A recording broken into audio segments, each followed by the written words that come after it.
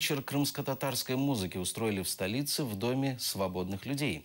Джемиль Кариков, известный музыкант и композитор, сыграл на национальных крымско-татарских инструментах и рассказал о каждом из них. В маленьком зале собралось немало желающих послушать крымско-татарскую музыку.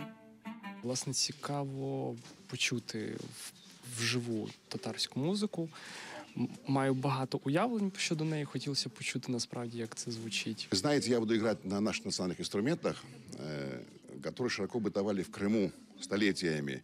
Вот сейчас наметился процесс возрождения этих инструментов. Собственно говоря, мы эту работу начали еще в Крыму. Здесь, в Киеве, эта работа продолжается. И я должен сказать, что к этому есть неподдельный интерес у киевлян. Вообще в Украине к этому есть интерес. Первой киевлянам представили зурну.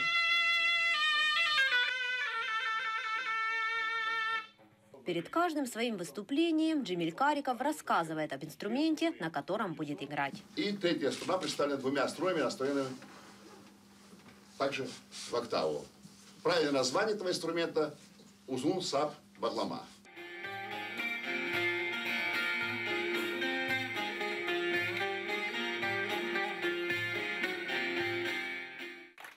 На уде Джемиль Кариков сыграл древнюю крымско-татарскую песню.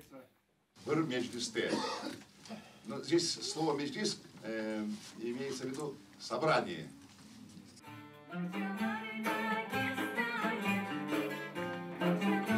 На вечере также выступили Халил Халилов и дочь Джемиля Карикова Мелек.